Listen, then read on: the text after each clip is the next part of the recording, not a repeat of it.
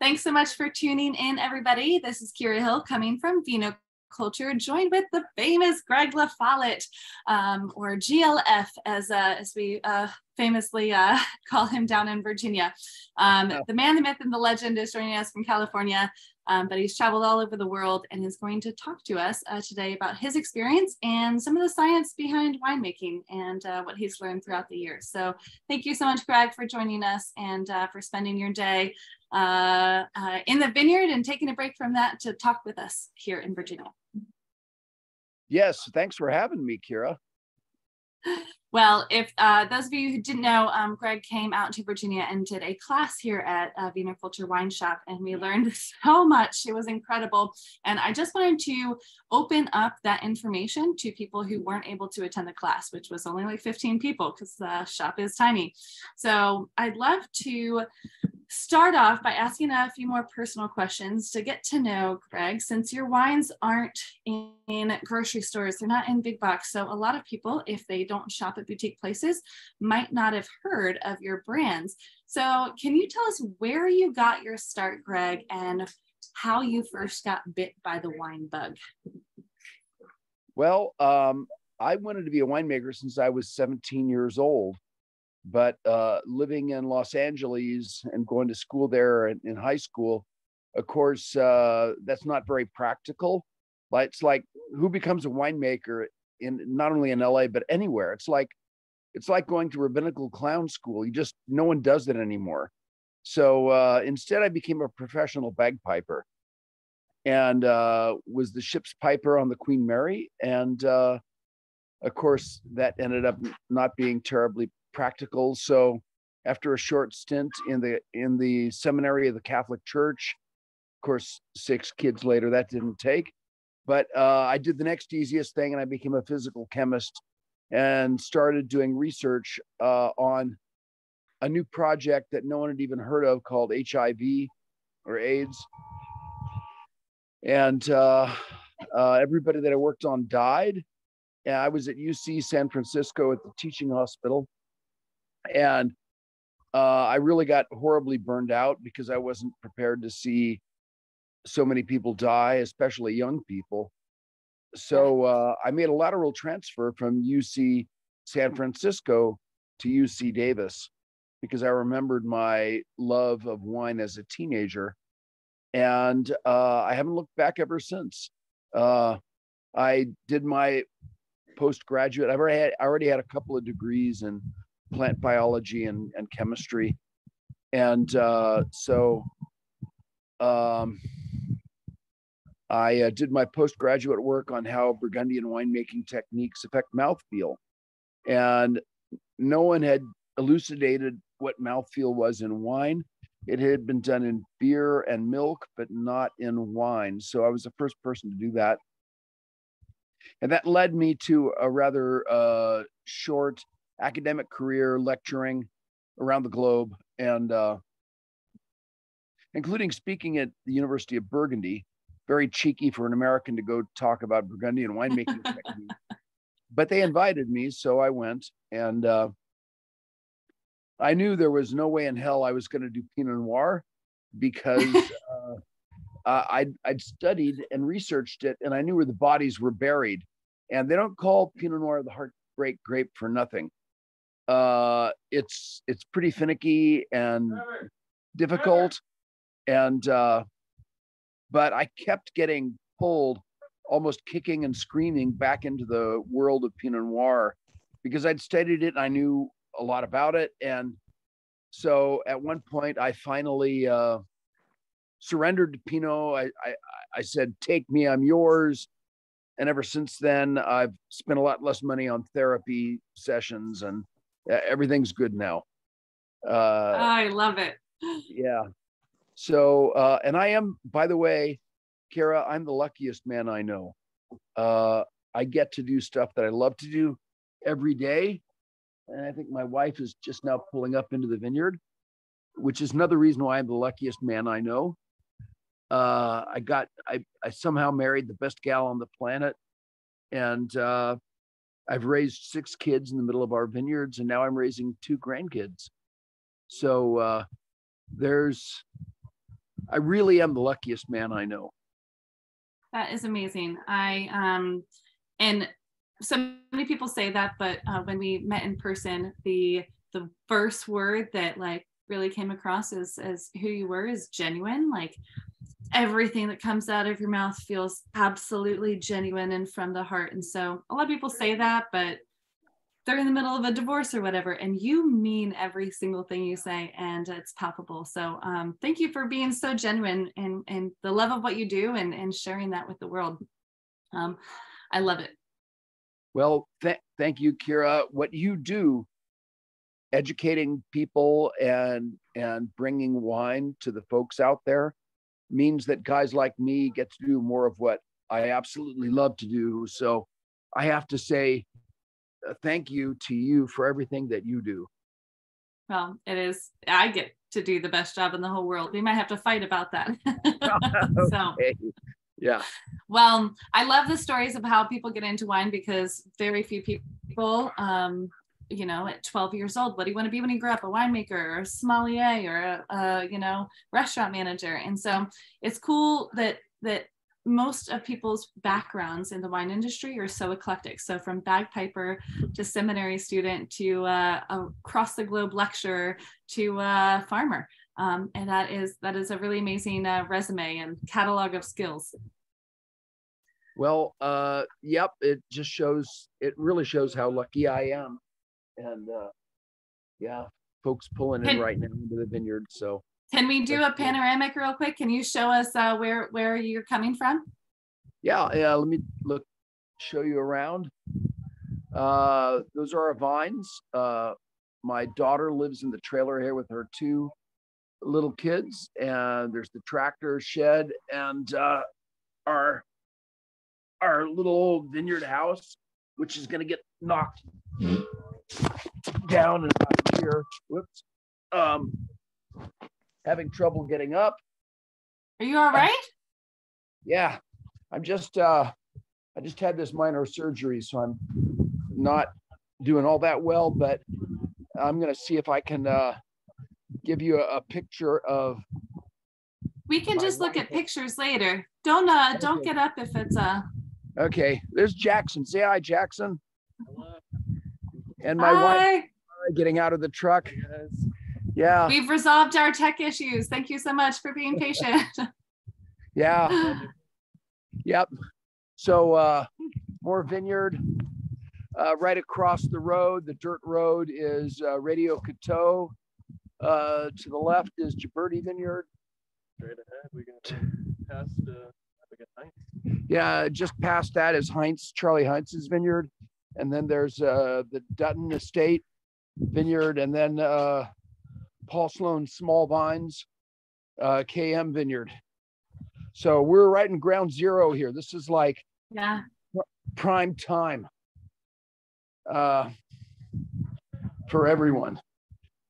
We are in ground zero of really great Pinot Noir country. We're up at around 900 feet in elevation, and we're generally above the fog that descends onto Green Valley and the Russian River Valley. And we generally are about 12 degrees cooler than Santa Rosa. So when it gets down to like 98 or 100 degrees in Santa Rosa, we're at about only 78 or 80 degrees up here. Wow. It's a beautiful place. So I know we're talking about Pinot Noir, but I've got to introduce what's in my glass, and I am drinking the last bottle that I have of the Marchelle Cinsaut, very old vines from Bechthold Vineyard. Can we take a break from Pinot Noir for just a second, and can you introduce this wine, these vineyards, these very, very old vines, and what inspired you to produce 100% Cinsaut? Well, first off, it's the world's oldest Cinsaut vineyard.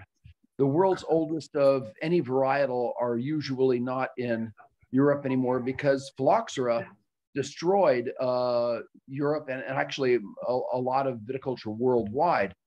But in the Mokelumne River AVA in the Central Valley, it's like 80 feet of sand. it's a very young, geologically speaking, it's a very young soil. It's a washdown from the Sierra Nevada mountains, and phylloxera can't survive in sand. It doesn't grow in that. So the Cinsaut, my Jesse's Grove, Royal Teas, Infidel, and the 1900 block Carignan are all grown on their own roots, and they're all at least 130 years old. Here's my wife, Mara. Hi. Hi. Yeah, she's shy. She's awesome, by the way.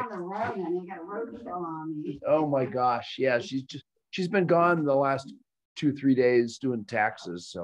So yeah, old vines on their own roots. And by the way, what we like to say around here is, people who know go Cinsaut. It's a Rhone red blender. It's hardly ever done on its own, but this being the oldest Cinsaut vineyard in the world, it's highly sought after. And there's not even a waiting list. There's not even like a 5-year waiting list, because it's all locked up. But the owner, Greg Burns, is 5th generation farmer from the Spenker family, asked me if I'd like a ton of it in 2019, and I said yes. And I haven't looked back ever since. So is it your plan to make this every year, or was that like a 1 or 2 time thing? That's it? Every year that I can get the fruits. There are some years like 2021, which was a drought year, because it's dry farmed. It only got about half the amount of the crop as normal, and so I wasn't able to get any in 2021. But hopefully just about every year I can get a ton, which means 2 barrels, which means about 48 cases of Cinsaut.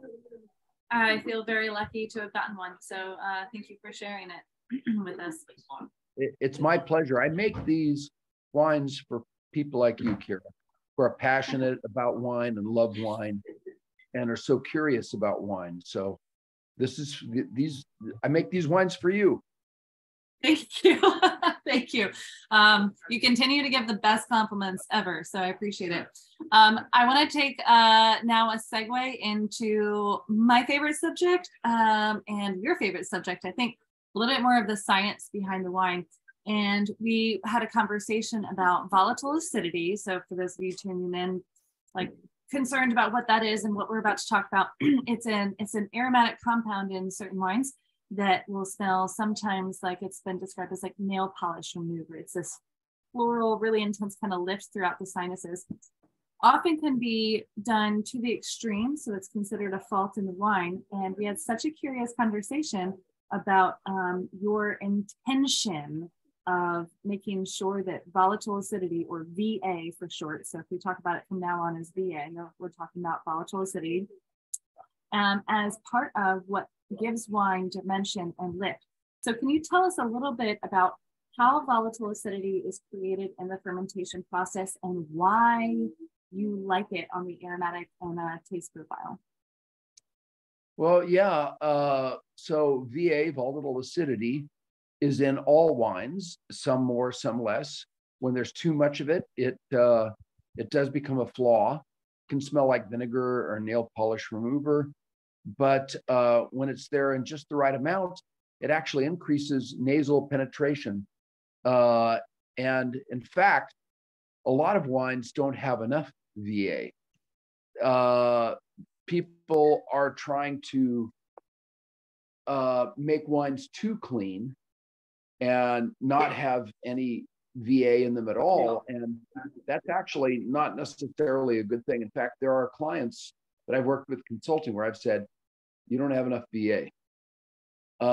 It can help to increase aromatic penetration, as you mentioned, and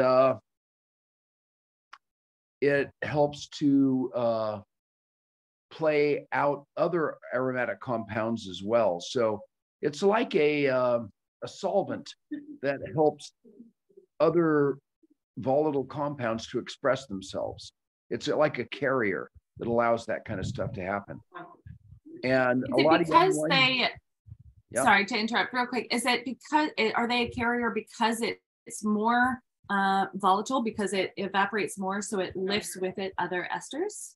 Yes, exactly. Okay. So it helps to bring more aromaticity to a wine. And you can have wines that are too clean. Wild fermentations, which is what I use in my winemaking, tend to have a higher amount of volatile acidity, just because all these wild ferments, multiple different organisms, actually do tend to have more VA. And but they also have more esters of various different kinds.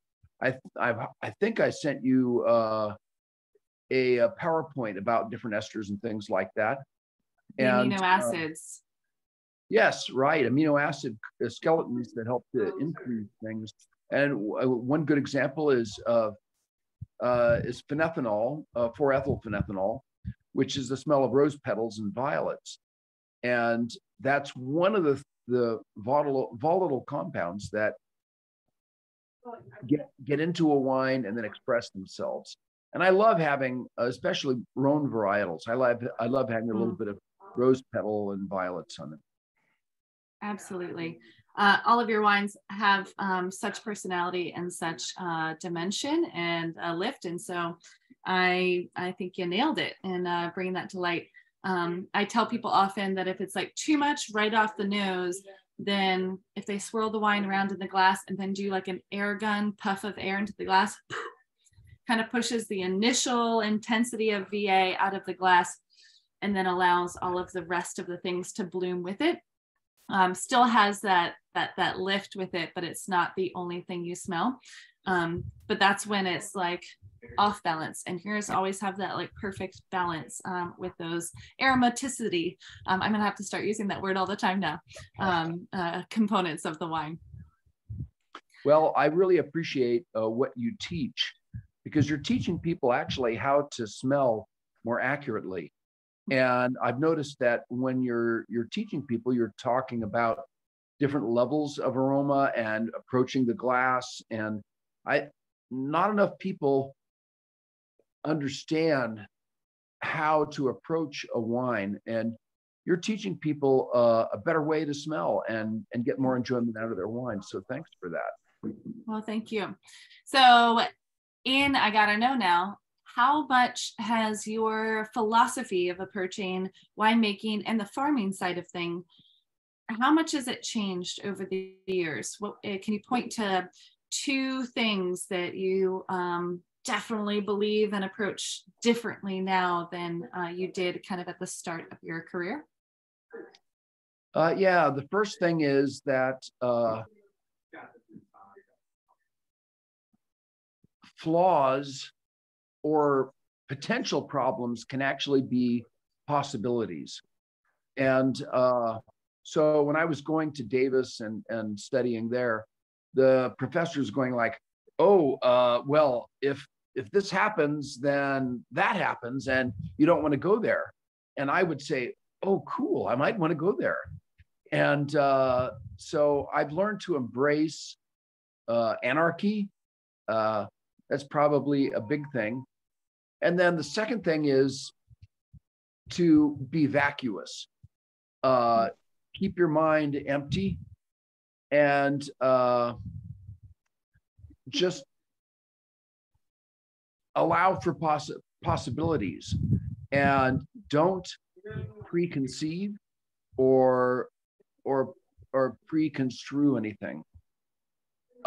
Just allow your mind to be empty and let the wine talk to you. Let the vines talk to you. If you do that, then you are going to make much better wine that's authentic and that the wine expresses itself. So I think those are probably the 2 most important things that I've learned. I think that we need to write a book, and it'll be called Buddha in the Vineyard. And it's all about those kind of practices, both in the vineyard, how wine is made, and then also how you approach drinking wine. And when you go into a wine with a perception, I've had Cinsaut before, but it was in a French red blend, so I know what it tastes like. And as soon as you go into a wine with a preconception, and your mind's not vacuous, it's not empty, it lessens your ability to really enjoy what the wine is. And so I think your approach to winemaking in that way allows you to, instead of forcing what you want to happen and becoming like a recipe winemaker and a manipulative winemaker, you're allowing the vines to be what they want to be. Yeah, that's pretty true. You have to let a wine be what it wants to be. My mentor, Andre Chelishchev, said that you need to make a wine exactly what it wants to be, nothing more and nothing less. And that's what I try to do. And here's my wife again. I've got a lot We of won't stuff. have to put her on camera. Just tell her we said hi. Thank you. I just got off the road, so I'm just matted hair and everything. She's been gone for a couple of days, so yeah. But she is probably the best gal on the planet, and that's one of my biggest lucky elements. I got spasming on my right leg. Oh no. Yeah. We can call the conversation quits now. Oh no, she's massaging my leg now. So Okay, good. All right. Good. You've got a really good woman there. I do. All right. So curious a little bit more on the personal side, since we're talking about your family. You said you had 6 kids. I'm one of 7, and my parents just really wanted a big family. And so I'm the middle child. So I'm sure you know all about the different dynamics of the firstborn, middle children, the babies and such. But I'm curious if any of your kids are active in your winery, your projects, or are they in the wine business at all? Or are they hands off, don't want to do anything related to wine?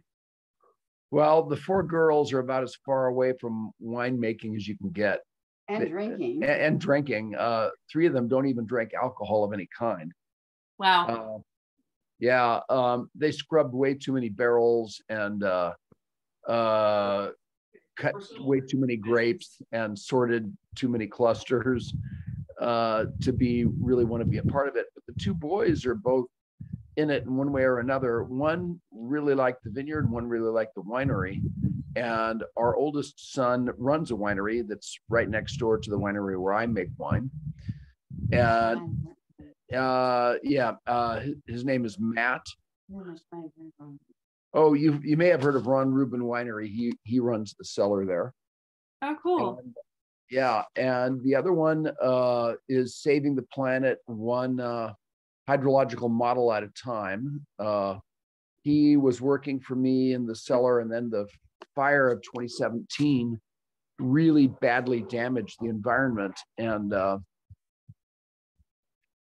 soils. And so he started working for a hydrology company, trying to figure out runoff and things like that in the vineyard. And now he does hydrology full time.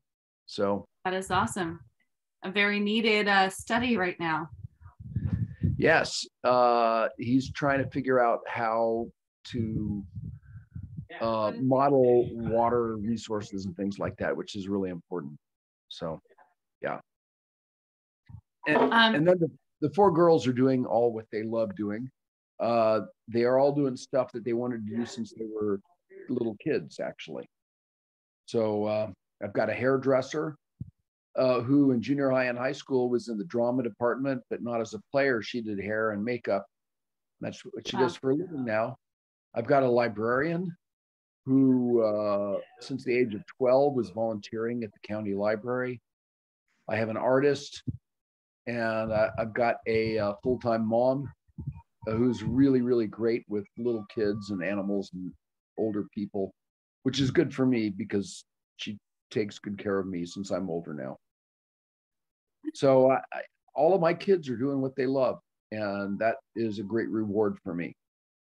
That absolutely is a joy, and speaks to your parenting. So that's awesome. To get back into a little bit more of your history, and I know you have made wine on many different continents. You have made wine all across the world. Can you tell us a little bit more about your projects before you cemented your roots in California? Yeah, I started working at Sini Winery in 1984 under Zell Malong as the guest scientist while I was still doing HIV research. I had all these really expensive, high-powered analytical machines, and I used them on weekends to tear apart grape chemistry and figure out what was going on. And from there, I just kept moving forward. I worked under Andre Chelistchev. I worked with John Kongsgaard. I did some work with Gil Nichols at Farniente, Warren Winarski at Stag's Leap. Newton hired me for 2 years as their consultant for the unfiltered Chardonnay program. Made wine all over the place, helped to start wineries in South Africa, South America, Australia. Did a bit of work for the Chinese and of course in Europe. So I've been around. I've been doing a lot of stuff, but I'm mostly retired now. I'm just being a farmer here in my own vineyard and now helping to raise a couple of grandkids. I love it. I love it. So right now we have the Marchelle, which is your newest project, right? But am I correct in that this is your newest project? That this is like this is what Greg LaFollette is doing these days? Yes, Marchelle is named after my wife Mara and my business partner's wife Michelle. So Mara and Michelle is Marchelle, which also in Old French means a little step up. And it originally started as a devotion to ancient vines, 130 years or older. And then we had GLF was the Pinot and Chardonnay section, but there's only 3 of us doing this, Evan Damiano, Kevin Lee, and myself. And it was too hard to manage 2 brands. So we folded GLF into Marchelle. So from now on, the Pinot and Chardonnay is also going to be Marchelle, just 2 portfolios, the Chardonnay and Pinot portfolio and the Old Vines portfolio. Okay, gotcha. And the Old Vines, every single one of these Old Vines came to me. I didn't seek them out. They sought me out. So we finally said, okay, we should do this because all these Old Vines are kept coming to me. And it's really exciting. I keep telling my wife. Yeah. No, go ahead. You keep telling your wife what? Older is better. I like that. I like that philosophy. Yeah. Well, when you get to be my age, you'll appreciate it. And I'm hopeful that everyone who enjoys my wines has someone special to enjoy them with, like I enjoy with my wife and our kids. I love it. Yeah. So I'm curious if you could help people out a little bit more. I think there's so much misinformation about old vines. There's no specific classification across the globe about what is classified as old vines. It means something very different depending on if you're you and you're working with old vines, and that means that minimum of 130 years old versus other people and anything over 35 years old, which I'm offended by that, means old. So I'm curious if you could elaborate more on why old vines speak to you. What happens as a vine age and how does that actually change the wine itself? We're about to, so May is my birthday month, and I always do 2 class series in May because I just celebrate all things getting older. And so we usually do a class series on old vine wines. And so anything usually 100+ years old. And then we do older wines. And so we discuss how vines age and also how wines age in the bottle and how, yeah, everything gets better with age. So we usually do those class series in May, because it's just such a chaotic month for me this year. We're only doing one of those series and it's the older wines. So we're just going to talk about 10+ year old wines. So instead of doing a whole class series, I'd love to just get your thoughts on old vines. What makes them old, and why do some vines age better than others? Do we know this information, and how does it change the overall wine itself? Well, yeah, that's a lot. Sorry, off, three big questions. Yeah, first off, vines are like people. When a vine is young, you have to appreciate it for its ebullience. And so it's like your little daughter. You can't expect her to do a lot. You give her a little Hello Kitty backpack and put a drink in it and a sandwich, and then let her carry that around. And as kids get older, you can actually ask them to do more stuff. And they're still young and vibrant and ebullient, but as they get older, you can give them a Kelty backpack and then go hiking on. As they grow up and be adults, they really do the work, the hard labor. And as people get older, you can't do as much anymore, but you have to appreciate the wisdom and experience of older people. And there's a lot to learn from older people and their wisdom and their knowledge. And it's the same thing with grapevines. They've gone through flood and fire and drought, and they know how to be economical with themselves. And old vines, like old people, have a lot to offer. And they might not give as much as they did when they were in their prime, but what they do give is very precious and needs to be honored. And just like that little kid, you have to really appreciate her ebullience and her joyfulness in life. Young, fruity wines, they change over time and they get more complex. And this is what life really is. It's all about the change and the gathering of information and knowledge and a strong basis on which to build your life. I love that. And yeah, that's you harped on that a little bit in the class. You were talking about I think this Cinsaut, and we were talking about going on a hike, and at the beginning you have to start carrying them halfway through, but then they start working themselves, and by the end of it they're carrying you halfway through at a certain age. So I think that's such a beautiful depiction of how just time changes everything, not just plants but humans, and the appreciation of that passage of time and the things learned along the way. Quite so.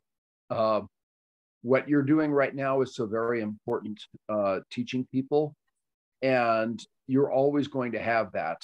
So thank you for doing what you're doing. And I think that you as a human being are probably never really going to slow down. You'll just conserve yourself more as you go. But I think you're doing a great job, and you're already an old vine, but you're in the prime of your life. So there you go. I like that. Thank you.